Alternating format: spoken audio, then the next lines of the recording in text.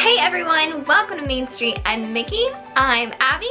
I'm usually joined by my mom and my sister, and together we aim to bring some magic to your ordinary days. So if you like talking about Disney fashion, Disney food, Disney recipes, Disney travel, Disney parks, anything Disney, you've come to the right place, and we hope you stick around. We hope you check out our other videos. But before you do that, let's settle in for this one. So today, we're gonna be talking about how to book and how to plan your next Walt Disney World vacation. So you have decided, so in case you didn't know this, so I am a certified Disney travel agent, and I love booking trips for clients. It's so much fun. I get so excited for them. I love to hear what they get to do and all that fun stuff. So I get the news the news drops that June 18th is when the 2020 bookings open up for Walt Disney World Resorts. And I thought you all needed to know, like, before you come book through me, this is stuff you need to know, that how to plan and know when you come to me, like, hey, this is what I want, this is what I've talked, like, we budgeted, we blah, all this stuff. So I'm gonna kind of help you figure out the best way to plan your next Disney vacation, and then come book through me. My services are all free. You don't have to pay me anything. You just get everything taken care of. Take care of your fast passes, your dining reservations, anything to make your trip more magical. So I'm gonna put the link to our email below so you can email me for more information, and if you're interested in booking, because 2020 bookings are coming up, so we have to get you all informed. Before you do anything else, you've got to budget. You need to make sure that, okay, I have this much money, I'm not gonna go above it. Now, if you need to go, like, so the difference between park hopper and non-park hopper is sometimes not that giant.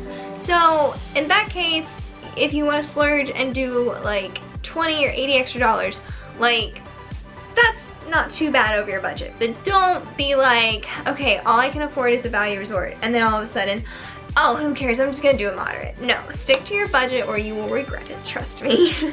So that, before you start planning anything, set your budget. So the next thing you need to decide is when you're going to go.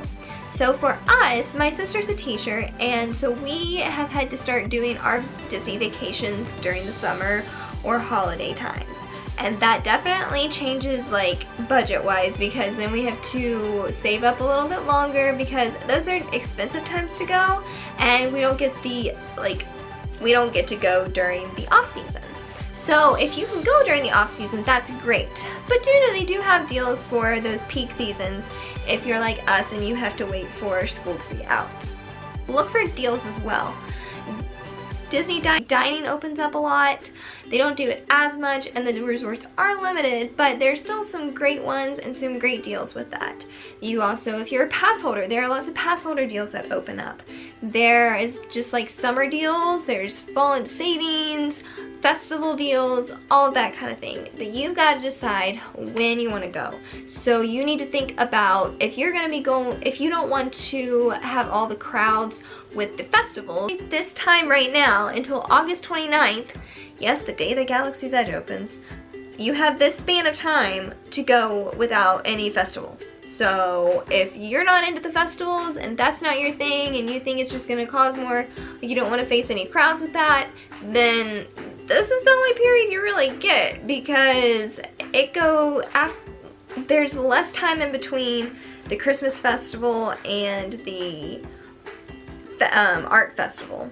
And then from the art festival, it almost goes straight into the Flower and Garden Festival.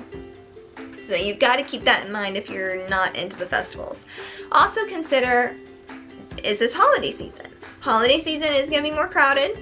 Just a fact. Like, Disney is almost always crowded now. Like, there's hardly any downtime, but there are those periods where there's a good lull and you won't be fighting tooth and nail to get through the Magic Kingdom or any of the other parks. But you have to consider that the holidays are going to be more crowded. But if you're like us and you like the holiday festivals, then you need to consider when those start.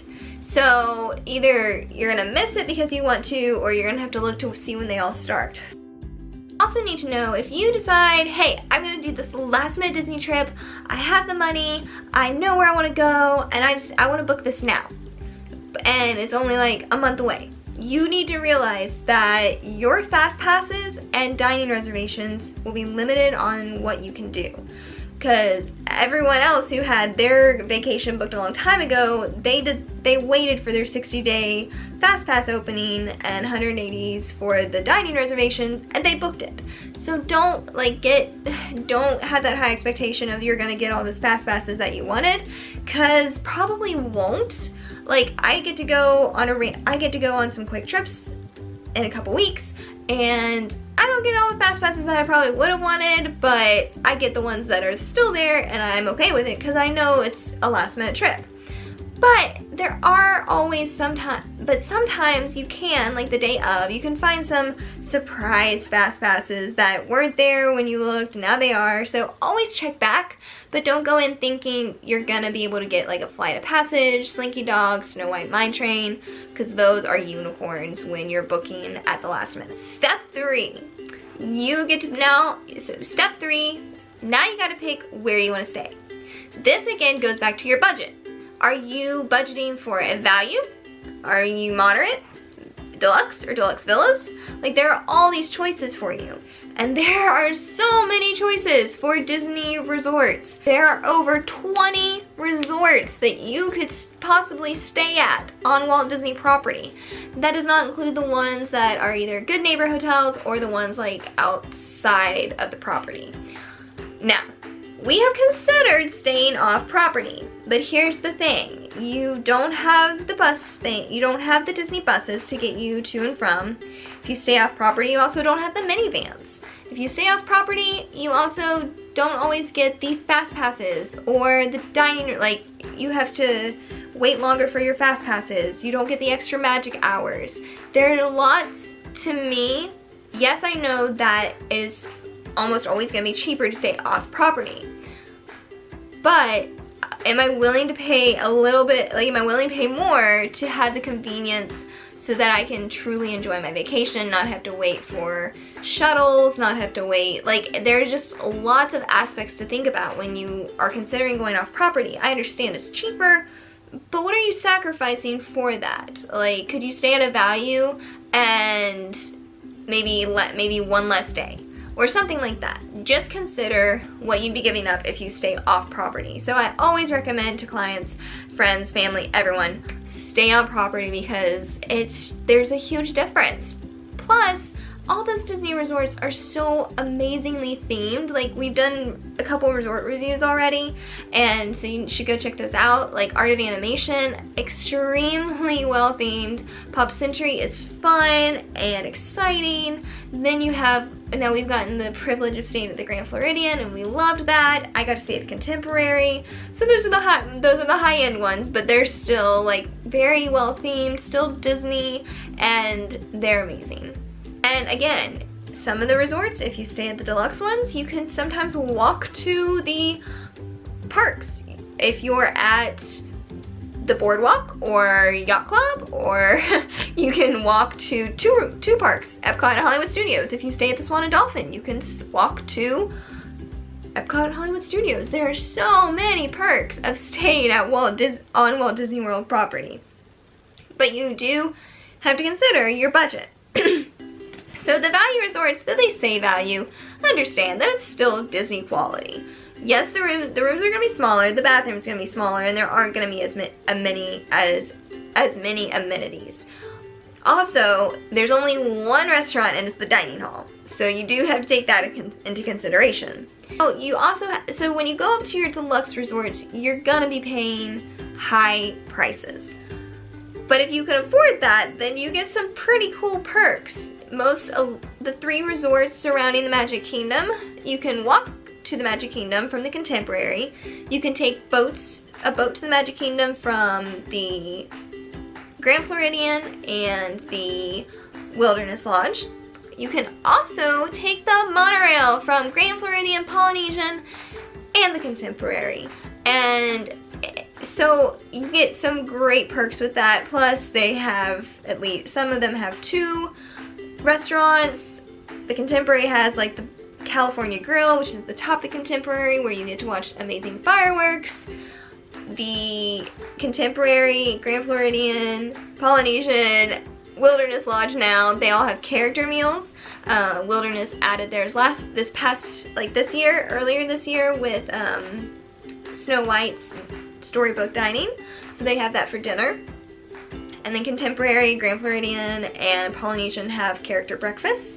And Grand Floridian and Contemporary also have character dinners. So you get a lot of great perks with the deluxe resorts. So resorts, you just have to think, what's in my budget? What am I looking for? Because a lot of people, when you think about your resort, are you going to be staying there for a long time? Like, are you of those kind who like to hang out at the resorts and not go to the parks as much?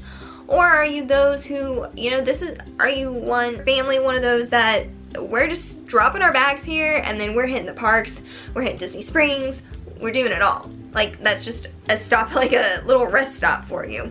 Because if that's the case, then you can save a lot of money and do a value resort and be fine. But if you're one who wants to hang out at the resort a lot, consider moderate, or if you can afford it, the deluxe. Okay, so now we're gonna move on to tickets. You've gotta choose what kind of ticket you want. Now Disney, I'm sure you heard, last year they started a whole new ticket system and there was this huge uproar. And I am on the fence about how I feel about the new ticket system. Part of me enjoys it because it shows like how much it is per day and like how much each day is and all of that. But the prices also went up, so the prices went up in some areas, like for some days that were regularly priced, and now they've gone up because they've changed it, and it's all kind of confusing. But just know this, when you choose your ticket, you have how many days you have to use those tickets. But you have to decide, do you want park hopping? Do you want a park hop? Or do you want to just a park to park ticket? So that means if you go to Magic Kingdom one day, that's the only park you're going to that day.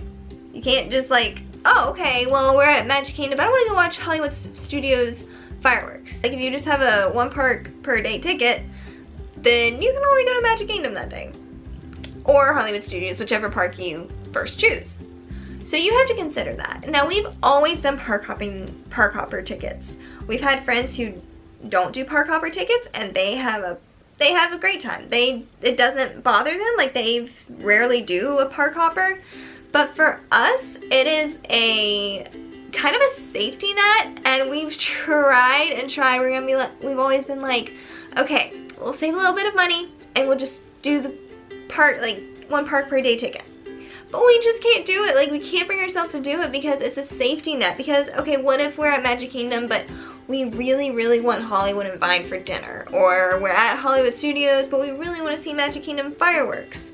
And if we always end our time at Magic Kingdom. Like, our vacation always ends with happily ever after fireworks. Previously wishes. But so it's just a safety net for us. So we always go for the park hopper because of the experience. You get much more experience with that park hopping ticket. But if that's not for you, if you are just I'm okay with just going to Magic Kingdom once, or I'm okay with just going like from 1 park per day. Like, if that's all you want to do, then do that. It will save you some money. So you have to consider which is going to be the best for you and your family. I highly advise, if you're going to be there for a few days, like if you're going to be there just for 3 days, go for the park hopper, because then you get more of a chance to see all 4 parks. Because if not, then you have to pick 3 parks that you want to go to, and that's going to be really hard, and you're not going to get as much experience for the money you're paying for your vacation. So I highly recommend, if you're doing very few days at Disney, go for the park hopper. If you're going for a whole week or more, okay, you're probably okay with just the regular 1 park per day ticket. It's all up to you though. And again, what did you budget for?